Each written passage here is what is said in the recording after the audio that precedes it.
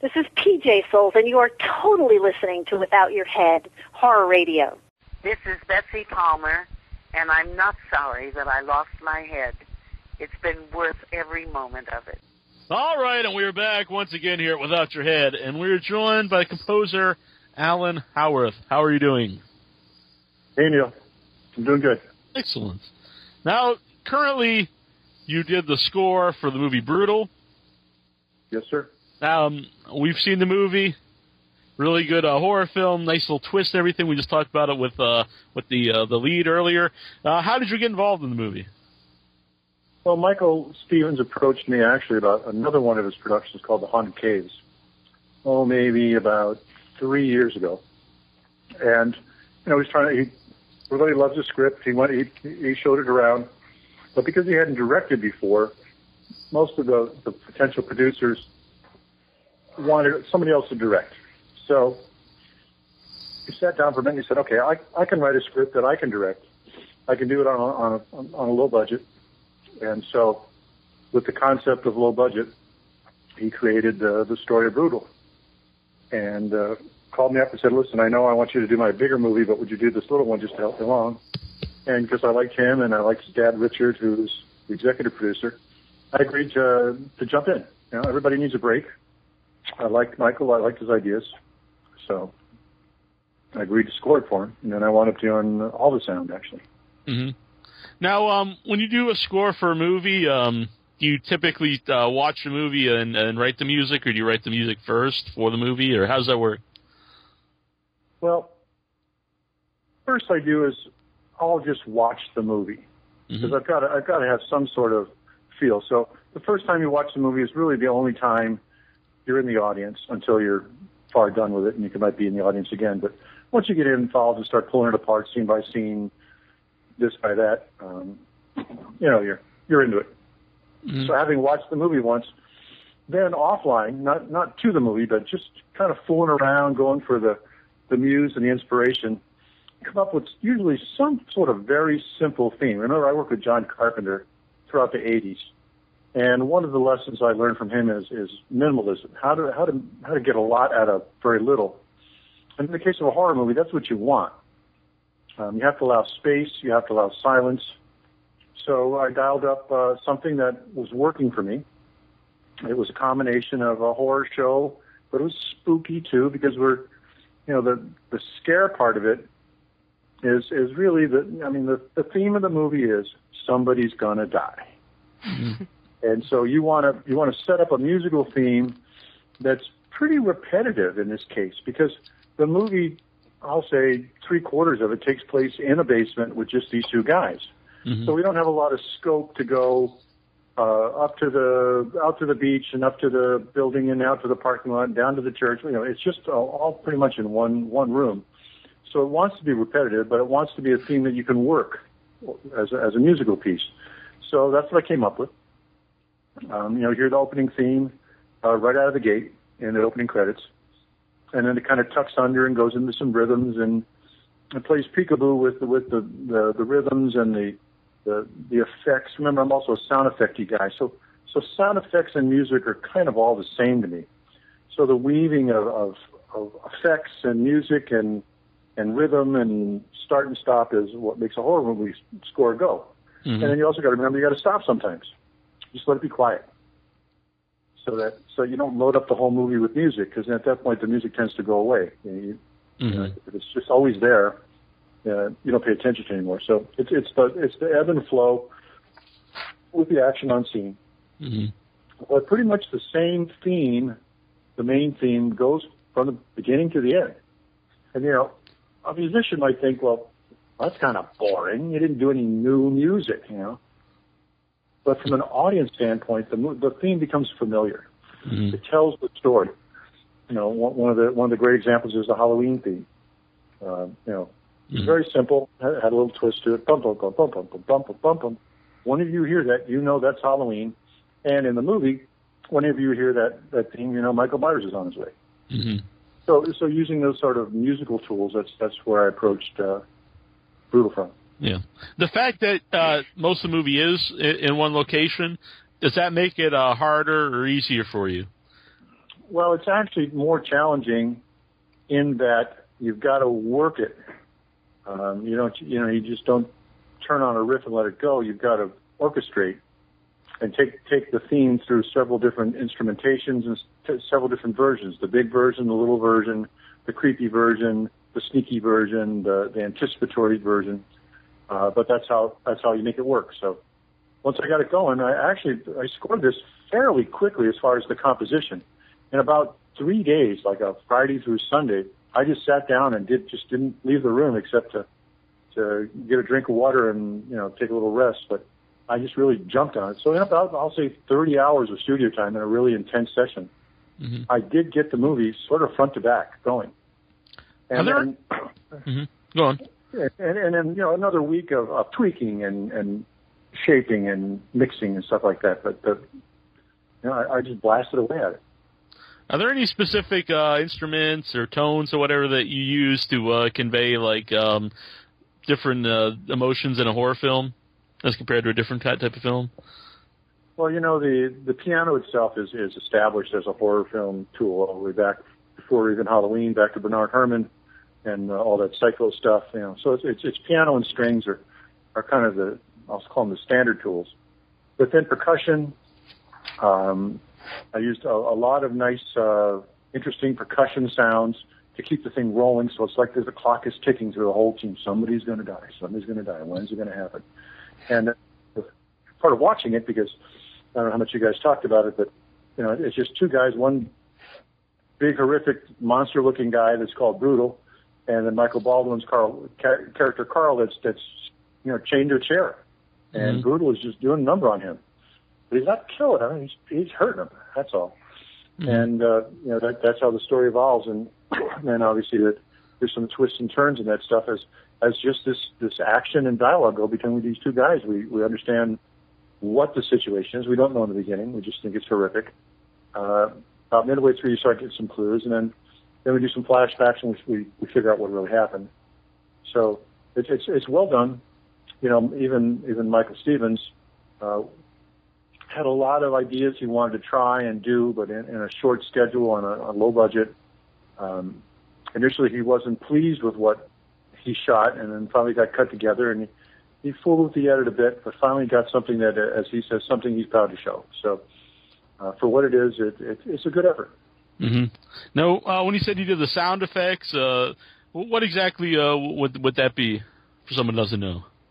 Well, there's the normal sound, the sound you would normally expect to hear, people walking around and tools being picked up and run and stuff like that. That's sort of what we call production sound. That's sound that actually is recorded during the filming. But then another layer on top of that, sometimes we call it now sound design, but it's the creation of sound effects. It's the creative use of sound. As an example, right after there's this Sanders scene early on, there's a couple drips of blood. Now, the blood doesn't make any sound, but I put sound for it, like a cave dripping, so with a lot of echo and real spacey. I also took advantage of reverbs and echoes, even on the dialogue, to put them in a sort of a surreal space. Think of a Salvador Dali painting. Things are, even though you're looking at stuff, it's a little twisted, it's a little strange, and that helps to tell the story that way, because it was just dry, which is the way I saw the movie in the beginning. It was just flat. So to help with the roller coaster ride. Remember, every good movie has its ups and its downs, and you're on your way up the hill. You get to the top, and oh my God, we're on our way down. Something's going to happen. You get to the bottom of the hill, we got to climb the hill again, and so to make that happen musically, and then also with sound and sound effects and music is the whole soundtrack. That's what. And the way to do it in an intelligent way is to make it so that the audience doesn't ever think about it. They just go for the ride. And so I think that's a skill that I've perfected in the last 35 years of fooling around with movies. Yeah.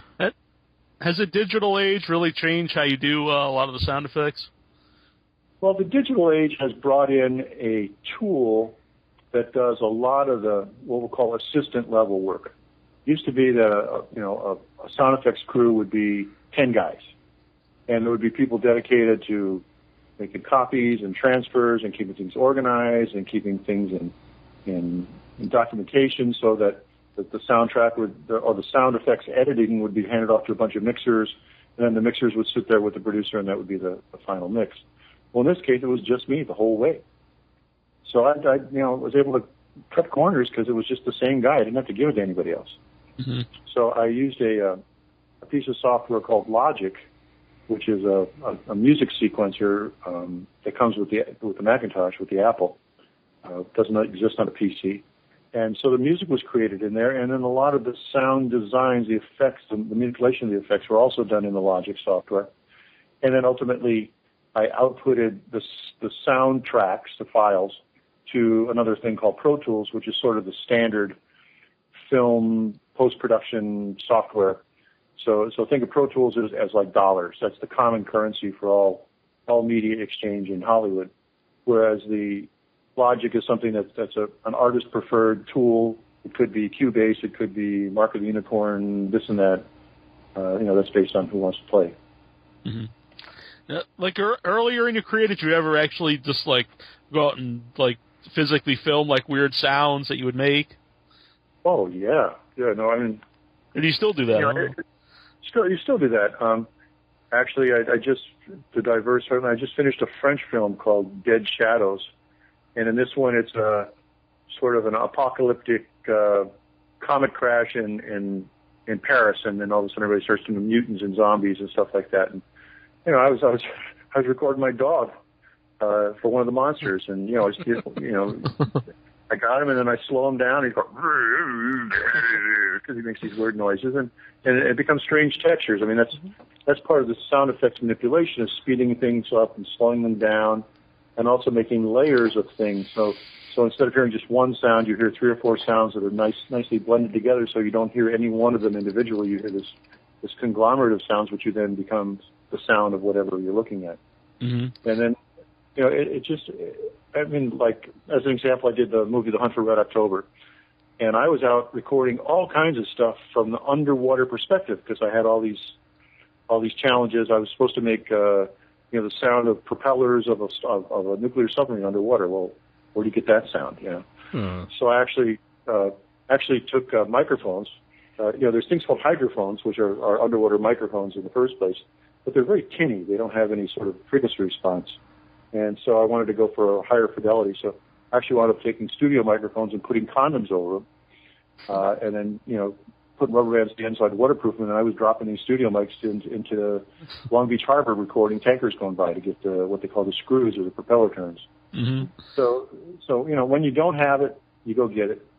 And also, it's evolved since the 80s. There's now huge libraries of sound effects to pull from. So most things are made from library now because somebody's already gone out and done this. Yeah. But every now and then there's a challenge. And certainly to be original, you want to record some original sound. You want to put something in there that nobody else has. I mean, it's part of the uniqueness.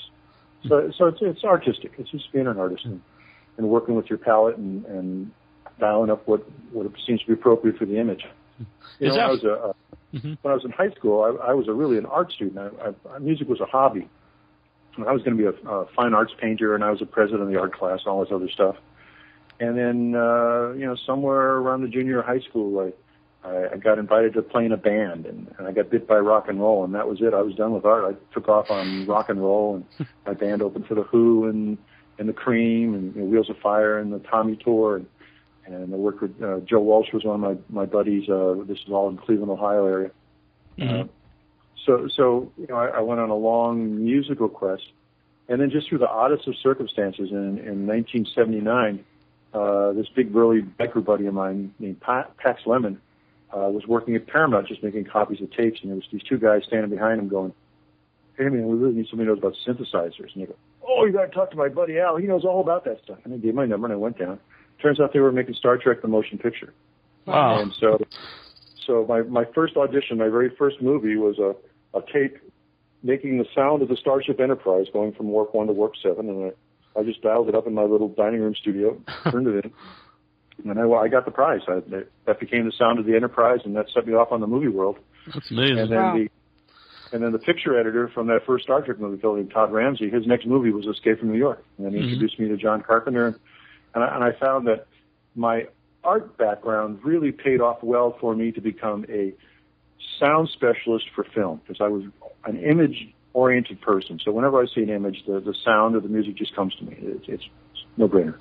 It's interesting you say that, because when I started, obviously not to level or anything, but when I was doing some audio mixing, whatever, and the guy who was giving me advice told me to look at it in an artistic way, where it's the same way when you're doing graphics, that it's layer. Look at the sounds as layers, and it's kind of interesting you brought that up. Yeah, it's really how you do it. I mean, I've given some one-day seminars for people that are, at least interested or have passion for movie sound or music.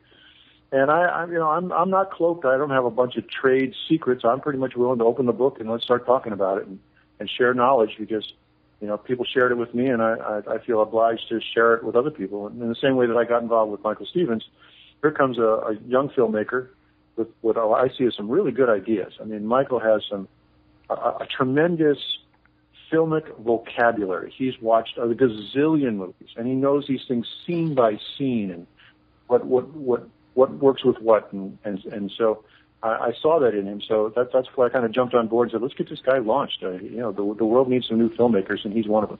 Mm-hmm. Is that just fun for you too, to do kind of the old school thing and actually go out and film something? Yeah, no, I mean, obviously, we're in the digital age.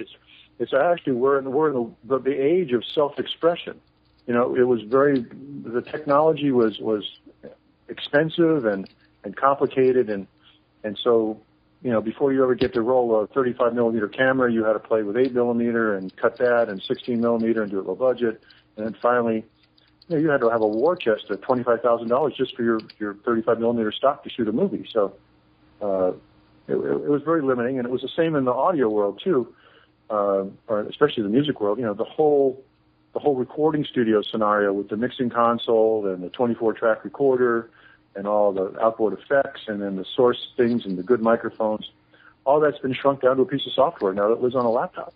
Mm-hmm. So everybody's pretty much got access to this now, and sort of some ways it pisses me off because there was a gate that you had to go through, and I made it through the gate and I can keep everybody out, but I've acclimated to it. I just realized this is a changing world. Everything's changed, so this is the way it is. So let's all play with it. And the good news is I have all these concepts that I created over the last 30 years of playing with this stuff, and so when I open up one of these things, I understand what I want to do with it and where I want to take it, so I can drive these things pretty easy. Mm-hmm. Annabelle? I was going to ask you a little bit more about sound effects. Do you feel like you mentioned the libraries where all these sound effects come from now? Do you feel like that takes away? I mean, you've been in the business for a long time, so you've probably been there and done that as far as getting new sound effects and whatnot. But do you feel like that takes away some of the fun of the discovery of having to seek out like that incredibly innovative idea about putting the condoms over the microphones? I mean, you probably don't have to do too much of that anymore. That's correct. The fun part of the field recording has kind of gone away. Mm-hmm. It was by necessity in an earlier time. Now it would be only if there was something that you're looking for that you just can't find in a library. Yeah. Because, recording door slams and car buys and car crashes and dropping dressers to make these crunchy things and chopping trees down and fall in the forest. All these really great digital recorders of high quality are little handheld devices. Yeah. So this flow, and also the demand now. A movie of today, especially with CGI, asks for these incredible sounds to be stacked all together with hundreds of tracks. Mm. So that individual little sound effect that you're looking for it's not so special anymore because it's all layers of stuff. So that part is kind of gone. But on a big feature. And I've done plenty of those. I remember when I did Army of Darkness for Sam Raimi. I was a sound designer, editor guy, so I was in charge of all that stuff. And Bruce Campbell and I spent a lot of time before we ever got to even finishing the final cut to make sounds. Twisting leather and making things that we thought would be useful when it came time to do it. Well, all those things are in the library now. Yeah. Do you feel like it really kind of hurts the artistry of your field? I mean, people still have to obviously pick and choose and layer things and whatnot, but do you think it's kind of, it's kind of sad in a way that that's gone? I'll use the word sad in that the romance is gone. Yeah. But I don't think it makes the end product any different. I mean, I remember when I started using a word processor versus a typewriter. Yeah. And people go, you're writing on a computer now. And well, wait a minute, what's the difference between a person writing with a pencil, writing with a typewriter, or using a computer? Ultimately, it's the art form, and the person that drives the final product shapes from whatever tool they've got the end product, and if the end product is satisfactory, you're there. Yeah. Another sound effect question was, what did you find were your most innovative sound effects? I know you already mentioned one that was super clever, but what are some of the other innovative sound effects you've captured over the years? Well, when I first started on that first Star Trek, I came from a synthesizer viewpoint. I was an electronic musician, and I had synthesizers and certainly tape recorders, but I would make all these Star Trek effects, right? Because the idea was they could go out and record normal sounds, but what about the sound of an Enterprise? So how do you, what is that? And so I started from a synthesizer viewpoint, but the sound effects editors, two very famous guys, a fellow named Richard Anderson and Stephen Flick, who got Academy Awards and stuff like that, kept coming back and they say, well, it's got to be more organic. It can't just be electronic, because electronic sounds are good for boops and beeps and switches and electronic things, but the sound of a machine doesn't sound like something that comes out of a synthesizer. So right from the beginning, I would take a tape recorder and do field trips to gather organic sounds, and that was before digital sampling, so it was all tape. So I remember having literally loops of tape strung around the room, to make a long loop so it wouldn't repeat itself. And these were sounds of, I went out to Lockheed here at Burbank, the aircraft factory, and somebody got me in there, and I was allowed to go around and record all the big machines and the blowers and the warehouses. And I remember there was also one air conditioner that was on the Paramount lot, and we called it Room 13, and it was back, and it had this unbelievably great rumble, slow frequency. So when it came to the sound of the Enterprise, again, it was the layering. So it was the combination of the organic and the electronic. Well, now we get into, we come into about 86, 87, and I had a thing called an emulator. It was one of the first digital samplers, and eventually a synclavier system, which was a big gun, very expensive digital sampler. Now you were manipulating digital recordings of organic sounds, and that's what the world is today.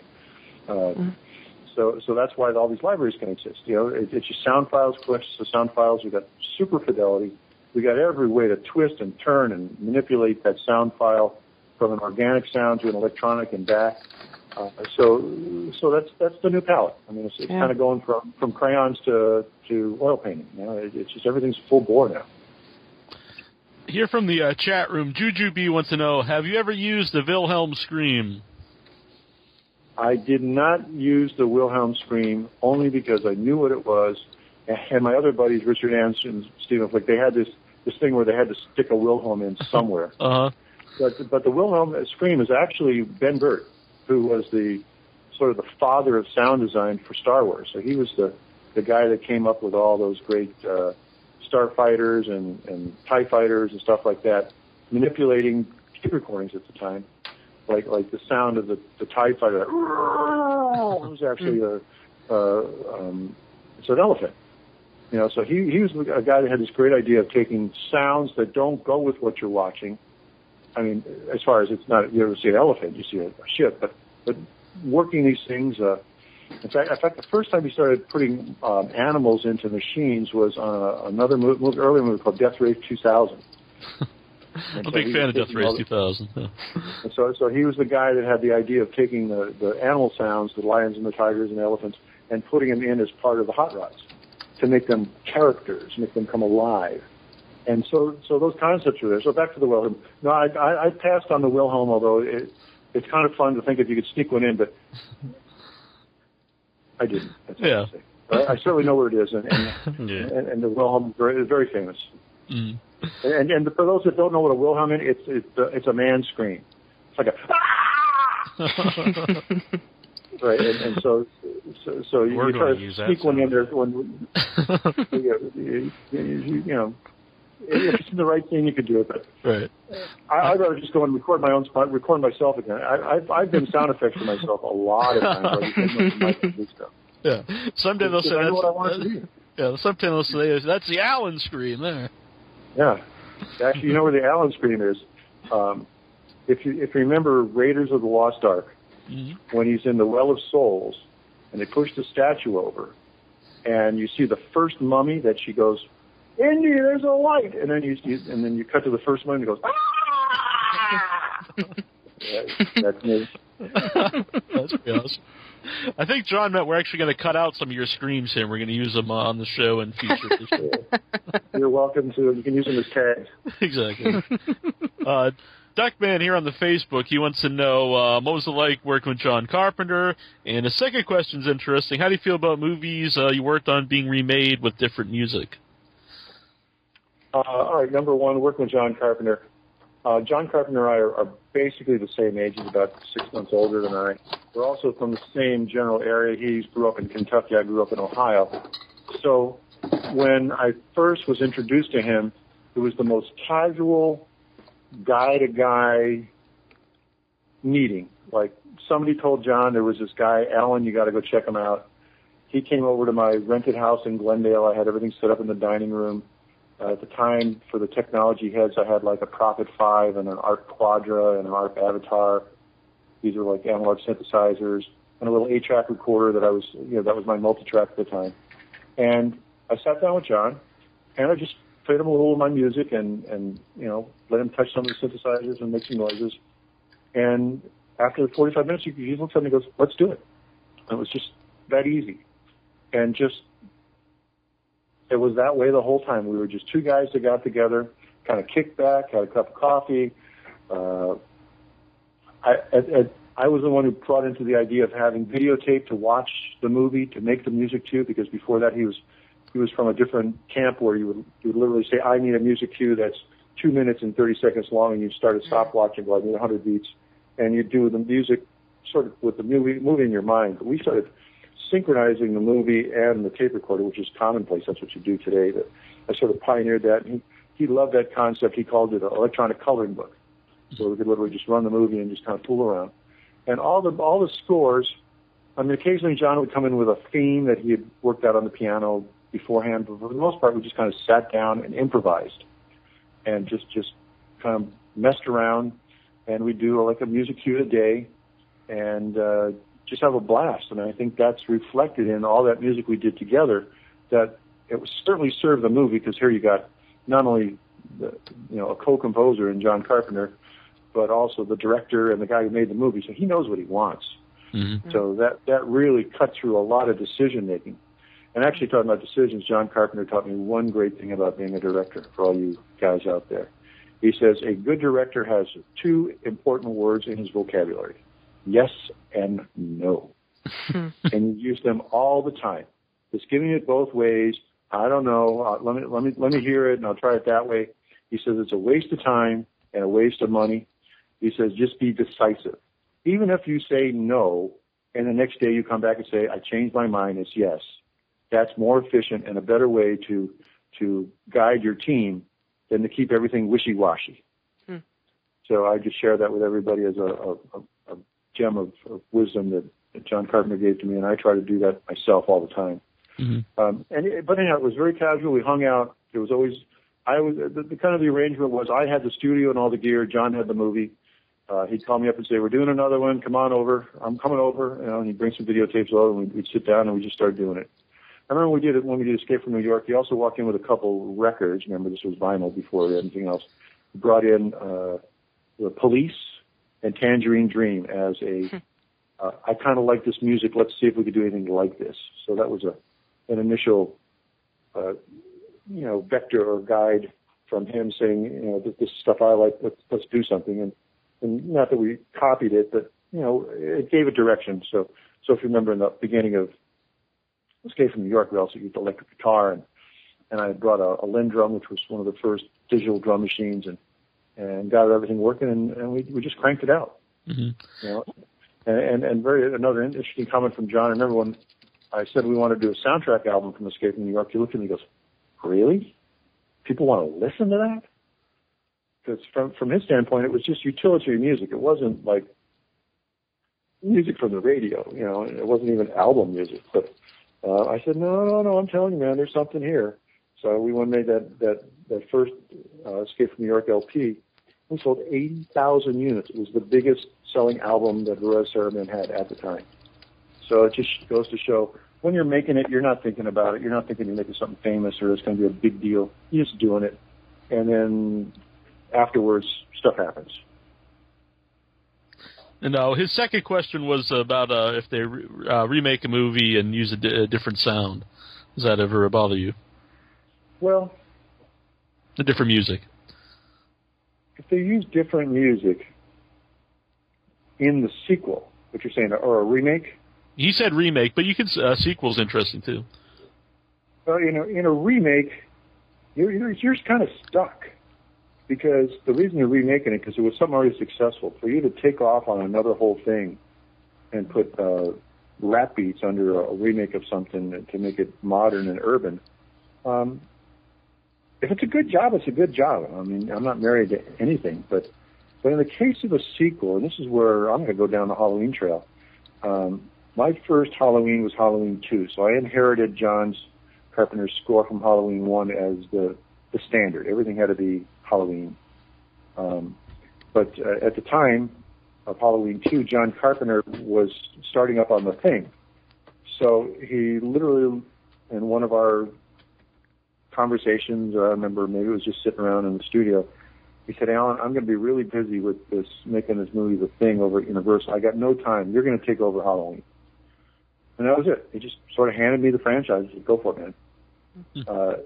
So I sat down and I transferred John Carpenter's original 16 tracks, which wasn't even 16 tracks, it was probably 8 or 10. It was pretty thin, to a 24 track, so I had open tracks. And I literally just dubbed in over John to make the score to Halloween 2. And then we got to Halloween 3, and that was a departure, so that doesn't count. But when it came to Halloween 4, now they invited me back to do the sequel. And the producers wanted that Halloween theme back. They didn't want me to vary. They said that music and Michael Myers goes together. We got to use it. So then Halloween 4, 5, and 6 I did, still recycling the Halloween theme and now taking advantage of the technology and new sound textures and sound effects and instruments and samples. And so I really did my own thing with Halloween, the original Halloween music, now in recordings that I made, you know, without John around. But then when it came to Halloween 7, H2O, they actually, a fellow named John Ottman did an orchestral version of the Halloween theme for the movie, and ultimately they said it didn't work, and they had a big panic, and they got music from Scream and started cutting it in and kind of fooling around in a panic to put it all back in place. But I just don't think the Halloween past Halloween 6 are Halloween anymore. I mean, there's a theme in there, and I know Rob Zombie did his whole thing, and he had to make his mark, and Tyler Bates did a good job. But it's not the same, and I don't think they're successful. I mean, when you got a good thing, you know, if you got a Mona Lisa, why you got to paint a copy of the Mona Lisa? Come on, you know, except it's selling cheap. So it sounds like you had just a great working relationship with John. Is it normal to have that, you know, intense, close working relationship, and how do you negotiate things with other people as far as, you know, this is your idea for the sound and maybe they want to take it in another direction? How does that usually play out? Well, you know, you got to take the lead from the filmmaker. Often there's temp music, and these temporary music that's been cut into the movie during the editing process just to screen it. And oftentimes that's an indicator of what they're looking for. So to stand there and say, I don't want to do that music like that, I got a new idea, you're allowed to do that. Yeah. But it's at a certain point, you've got to be prepared to sort of go along with the temp too. So they fall in love with this stuff because they've watched the movie with it. Mm-hmm. A couple times they tempted with my own music, which was a piece of cake. But you know, I'm not that adamant that I've got the best idea. Mm-hmm. However, if the filmmaker cuts me loose and doesn't try to over-direct me, they get a better score than if they try to really steer me around. I need this here, and then make sure you hit that. I remember one movie I did that came out pretty good with the director literally just babysitting me all the way through was The Dentist. So when I did The Dentist, Brian Usna really just kind of sat with me. And it wasn't for the purposes of the notes or the music. It was for making the emotional moments happen. He was very adamant that I need something on that look, and I need something when we cut to that there to help the orchestration, the writing to the picture. And so that was successful too. And I've had a couple of guys I wanted to throw out of the studio, but you know, we get through it, and you know, there's always a deal to be made. And, you know, just as for everybody that's out there that eventually you do this for 30 years, I've actually had scores get thrown out too. Wow. I did it, and I thought I was done, and they come back and said, you know, Alan, the score's just not working. We're going to get somebody else. Thank you very much. And you get invalidated, and you kind of crater on yourself, and you go, oh, shit, what did I do? But you realize it's not you. You did your thing, and they've gone it out, and they've showed it to other people, and who knows why, whether it's politics or he's got a buddy that's been wanting to do it all along, and they just, at the first chance to diss on you, they're going to all do that and try to get you out. So it's like a buddy of mine, Harry Manfredini, the guy who did Friday the 13th. Yeah. Harry says, you ain't nobody till you've been thrown off at least one movie. What do you do with those bits? Do you end up trying to, like, use them again at some point? If you've got something that you're really in love with and you're like, man, I so wish I could have used it. Is it even possible to use that in another movie, even a little bit, or do you feel like they're just tied in so much with the story for that particular piece? No, actually, I have two scores that are laying around that I'm going to just make into what we'll call library music. Oh, okay. So it's a good piece of music. It's been made. It didn't work for that movie, but it's still music, and there might be somebody coming along with a movie that likes that music for their thing. And at that point, either the arrangements are made that the thing can be licensed directly from me because I own the whole thing, or I go back to, oftentimes when you do a movie, it's a short lesson in music, every piece of music that gets copyrighted has basically two streams to it. One is the writer's rights, and the other is the publisher's rights. So it's split 50-50. So in the case of a score that I own the publishing and I'm the writer. Mm-hmm. In the case of other movies, oftentimes the movie producer will retain the publishing rights, and therefore you need them to want to do something with it, or they could hold up the train. Oh wow, yeah. That would be frustrating. So there's a couple things that are still laid around. The other part being, I did a lot of music. Everybody thinks I'm a horror movie guy. You know, I've done a lot of, and I am a horror movie guy, but I've got a larger palette than that. You know, I was with a jazz band called Weather Report in the 70s, some of the best jazz in the world, and I've got a jazz thing. I play saxophone, and then also one of my other clients was the Scripps Institution of Oceanography, and I did this whole series, about 8 years worth of nature films, all this beautiful acoustic guitar and flutes and pretty stuff. So, like, remember, as the artist, you put an image in front of me, and I'll make music for that image. Mm-hmm. So besides slashing people up, I've done whales and dolphins and clouds and mountains, and I have a lot of fun with that. In fact, out of that whole nature study, if I digress just temporarily here, I've come across a whole new concept that I'm pioneering that I'm going to call it natural frequency music. So it turns out that the frequencies, the actual cycles per second that we use in music today, was standardized in the year 1925 so that in the world of numbers, the note A has been standardized to be 440 cycles per second. Now, that was done to create a standard so that every piano and tuning fork and guitar and trumpet and whatever, and everybody just tunes to A440. Mm-hmm. Well, historically, there was other reference tunings in the 18th and 17th century, and actually I've come across some stuff that's like 5,000 years old. Oh, wow. And I got this tuning actually from the King's Chamber in the Great Pyramid. Wow. So I actually went and rented the Great Pyramid for 2 hours. It cost me $8,000. I thought, well, that's a deal. Get to really get the pyramid. And I did what's called an acoustic response of the King's Chamber. So I recorded things called pink noise and white noise and tones, and then I calibrated the resonance or the echo of the King's Chamber. And my concept was that room was designed by some genius people. The whole pyramid shouldn't be there. I mean, it doesn't make sense that they could make that thing that time ago. So somebody had some mathematical and acoustic message. So that was where it started. And it turns out that the note A, that's the most resonant one in the King's Chamber, equals 424 cycles per second. So I've started on a quest to now retune my instruments and all my scores to this 424 business. Well, it turns out the 424 actually aligns with whale songs and dolphins and birds. Oh, wow.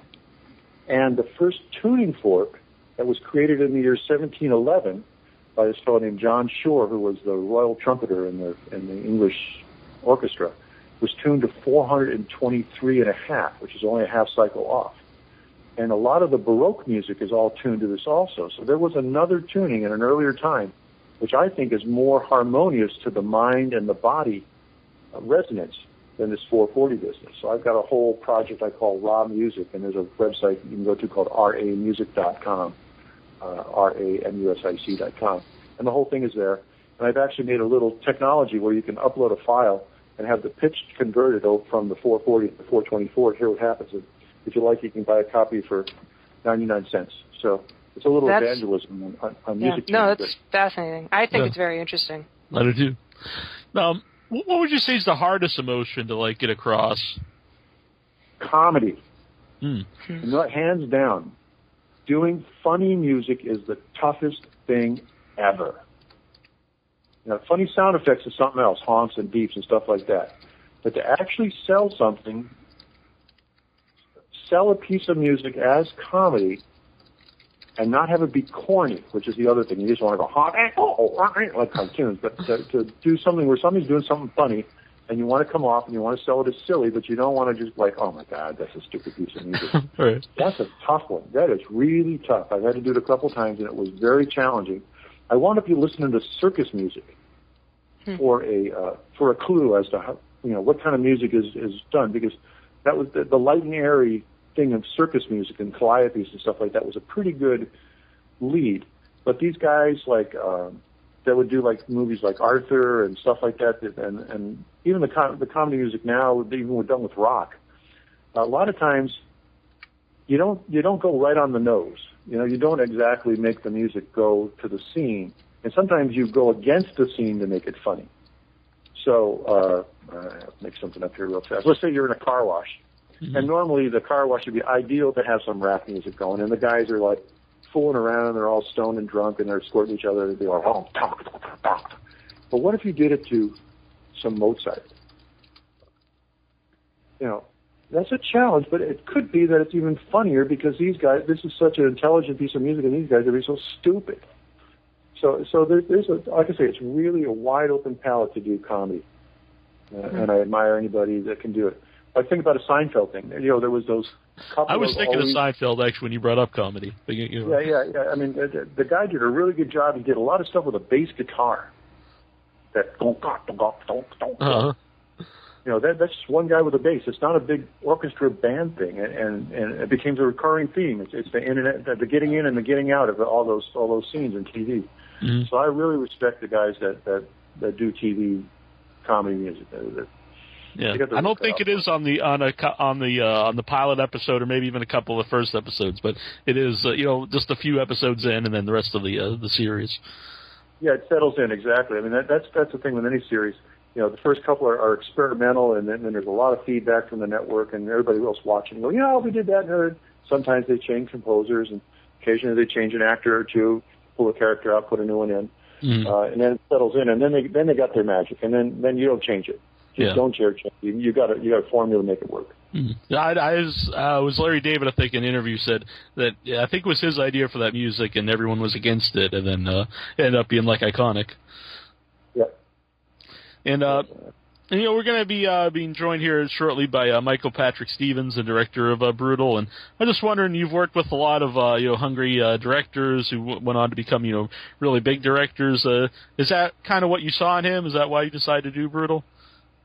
Yeah. He's a really likable. Yeah, that is exciting. I mean, look, even when I met John Carpenter, I didn't know who John Carpenter was. I knew he was a director, but I didn't realize he was this big deal, iconic guy to people, because he wasn't at the time. He'd done Halloween and he'd do some groundbreaking stuff, and his next movie, he'd done The Fog, and the next thing we're doing Escape from New York, and that was for him a big challenge because he was now going into his first big movie. I mean, there was a lot of challenges and a lot of production, all those helicopters and all that stuff, and a lot of locations, and it was the first time he had $5 or $10 million to play with instead of under $1 million. So he was under a lot of stress. So it's funny. Carpenter used to say that doing the music for his own movie was like going on vacation, because he could turn the phone off. You tell everybody to stop talking to you right now. I'm doing the music. And you could shut down for a half a day or a day and stay in the studio with me and just have some fun, and then go back to all the directorial producer business. Mm-hmm. But another guy I worked with early on was Michael Bay. There was a movie called Sleepwalkers. Maybe it had cats in it. I was doing all the cat effects. Yeah. Oh yeah, I remember that one. Yeah, a long time ago, and golly, I mean, James Cameron was the special effects guy on Escape from New York. I mean, everybody's got to start someplace. I remember doing work with James Horner on Battles Beyond the Stars, when that was his first chance to really fire up an orchestra. Wow. So I've been very blessed. I work with the best of the best. I work with Spielberg and Zemeckis and Carpenter and all these guys on all these big movies. And all I can say is when you're around those people and it's at that level, it's all normal again. It's crazy with the people in between, the people that are fighting and gnashing and grabbing to get up on their careers and stuff like that. Well, when people come in and they're casual and they know what they're doing, it's the most fun. And I saw that in Michael Patrick Stevens. He's got it. He's got good ideas. He's just waiting for a break, and I really think we got something with Brutal to get him launched. Mm-hmm. You said about having fun too. If you find someone else who's creative and easy, is it easier for you to bounce ideas off each other? Yeah, that's a lot easier to bounce ideas. Another young director, and I hope he comes out of the woodwork at some point, is a fellow named Anthony C. Ferranti. I did the Headless Horseman with him, and I met him back on The Dentist. He was the special effects guy. So he's another guy that's got some very intelligent horror movies, and I want to see him get launched at some point. Mm-hmm. You tend to keep relationships or contact or some line with people that you like, and then that's who you work with again.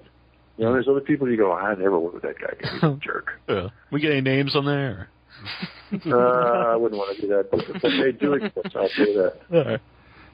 But also your website's alanhowarth.com. Yes, alanhowarth.com. And I got, just as a plug for me, I sell all my movie soundtracks there, and if you buy them there, I actually personally autograph every one. So it's a bonus that you get one. You can turn around and buy it for $25 and sell it on eBay for $35 the next day if you want. Exactly. Make some cash. Sure. Good advice. It sounds like you yourself are a horror fan. I enjoy. I've been around it so much. I'm a science fiction horror guy. Mm-hmm. It's fun, and I really understand the genre now, and hence why the score to Brutal just fit like a glove to what was the image. Michael couldn't believe the change in his movie from before and after it was scored. Mm-hmm. And I actually had to sit him down because he was having all kinds of trepidations over it didn't come out the way I wanted it, and I was going to do it this way, and and I really don't like it. And I said, Michael, I just finished scoring your movie. I'm going to send it to you. I want you to take a deep breath, do whatever you got to do to chill out, and stop worrying about this and just watch your own movie. And And he called me back. He was literally in tears, going, "Man, I can't believe you saved my movie. This is unbelievable. I couldn't imagine that the music would change it this much." But the music really smooths over all the rough edges and takes you for a ride. That's the whole point. From the beginning to end, the movie is a ride.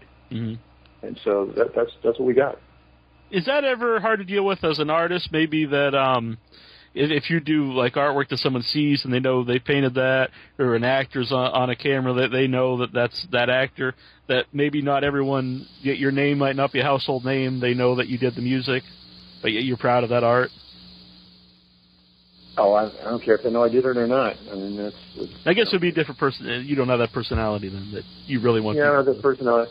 You know, I got to tell you, by now I'm really comfortable being me. I'm okay with that. And I like me, actually. I don't have a problem with myself.